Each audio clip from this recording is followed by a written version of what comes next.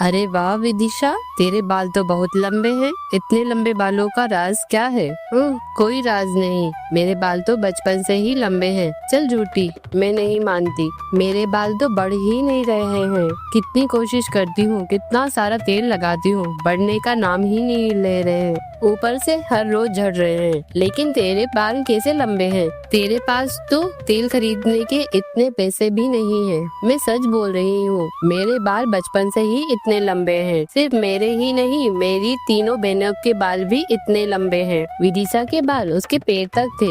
उसकी माँ विधवा थी और बहुत गरीब थी। अपनी चौथी बेटी के जन्म के बाद उसका पति मर गया था। तब से कभी लोगों के घर काम करके तो कभी फुटपाथ पर कुछ बेचकर वह घर चलाती थी। हर रोज रात को सोने से पहले अपने पति को याद करके रोती थी। आप इतनी जल्दी क्यों चले गए? मुझे छोड़ गए। बेटे के चक्कर में 4 बेटियां पैदा हो गई। अब इनकी शादियां कैसे करवाऊंगी? यहाँ तो ठीक से खाना भी नसीब नहीं हो रहा है। ऐसे ही गरीबी में उसकी 4 बेटियां बड़ी होने लगी। घर में खाना नहीं था, जेब में पैसे नहीं थे। विमला की बड़ी बेटी विदिशा उसकी माँ से कहती थी, माँ देखो हमारे बाल कितने बड़े हैं, आपको चिंता करने की जरूरत नहीं है। इतने सुंदर बाल देखकर तो कोई भी लड़का ऐसे ही शादी कर लेगा। तू भी ना बेटी बहुत मासूम है। दुनिया इतनी सीधी नहीं है। शादी के लिए दहेज देना पड़ता है, लेकिन मैं तुम चारों के लिए दहेज कैसे दूंगी? विदिशा की बहन मिताली ने कहा, तो दहेज नहीं देंगे माँ, हम खुद कमाएंगे और यहीं रहेंगे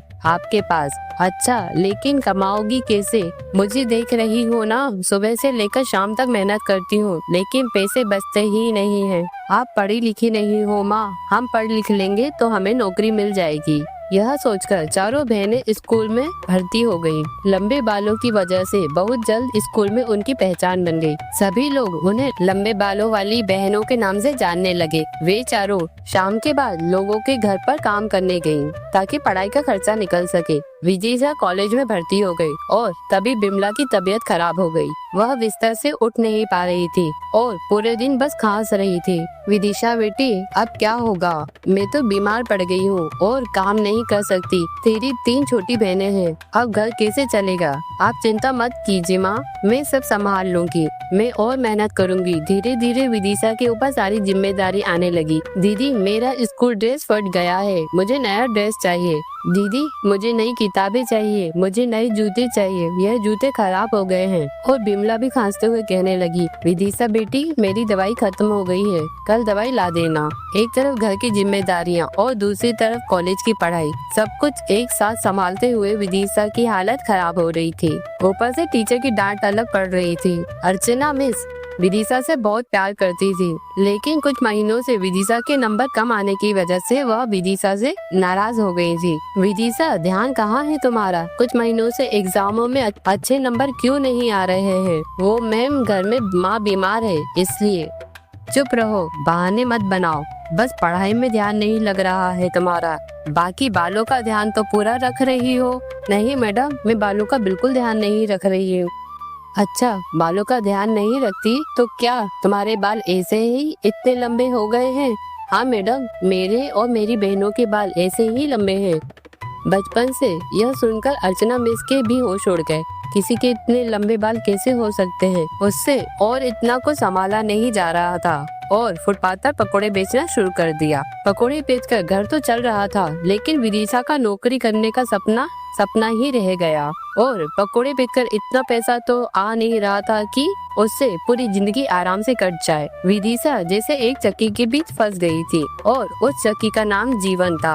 वह हर वक्त दुखी सी रहने लगी। इसी तरह समय बीतने लगा। उधर अर्चना मिस भी विदिशा को भूल गई थी। विमला की हालत और खराब हो गई थी। डॉक्टर ने कह दिया कि ऑपरेशन करना पड़ेगा, नहीं तो बच नहीं पाएंगी और ऑपरेशन के लिए लाखों रुपए की जरूरत है। इन सारी बातों से विदिशा परेशान हो गई थी। लेकिन लोगों की जिंदगी में एक मोड़ तो आता ही है, जहाँ जिंदगी उसे एक मौका देती है। अर्चना मिस के पति एक एड एजेंसी में काम करते थे और कुछ दिनों से बहुत परेशान थे। क्या बात है, आजकल बहुत परेशान लग रहे हो? यार अर्चना, एक नई तेल की कंपनी का काम है, उनके लिए एड बनाना है और उसमें लंबे बालों वाली लड़की चाहिए। यार लेकिन एक भी मॉडल नहीं मिल रही है जिसके लंबे बाल हो। सभी के बाल छोटे हैं आजकल तो। छोटे छोटे बालों का फैशन चल रहा है, लंबे बालों वाली लड़की चाहिए, लेकिन बाल नेचुरल हो तो और भी अच्छा। लेकिन आजकल कहाँ मिलती हैं ऐसी लड़कियाँ। अरे नहीं रुको, मैं इसी लड़की को जानती हूँ। उसके बाल पैर तक आते थे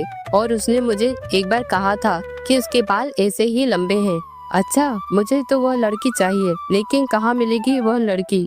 सिर्फ वो ही नहीं, उसकी 3 बहनें भी हैं। अरे वाह, क्या बात है। अर्चना, मुझे जल्दी से उस लड़की के पास ले चलो। पर कैसे? उस लड़की ने तो कॉलेज छोड़ दिया है। वह बहुत अच्छी लड़की थी। अरे यार, सारा मूड खराब कर दिया। यार चलो, आज बाहर खाना खाने चलते हैं, मूड ठीक हो जाएगा। अर्चना उसके पति के साथ गाड़ी में बैठकर निकल गई और तभी रेस्टोरेंट के पास जाकर देखा रेस्टोरेंट बंद है। अरे यार, आज तो कुछ भी ठीक नहीं हो रहा है मेरे साथ। अब क्या खाएंगे हम? तभी एक लड़की उनके पास आई और कहा, अरे अर्चना मिस, आप यहाँ पकौड़े लेंगी क्या? मैं चाय पकौड़े बेचती हूँ। विदिशा वहीं पर पकौड़े बेचती थी। गाड़ी देखकर वह पकौड़े पूछने के लिए आई थी और उसे देखकर अर्चना मिस को जैसे हाथ में चांद मिल गया। अरे विदिशा, तुम? अरे देखो, यही है वो लंबे बालों वाली लड़की जिसके बारे में मैं बोल रही थी। अरे वाह, तुम्हारे बाल तो बहुत लंबे हैं।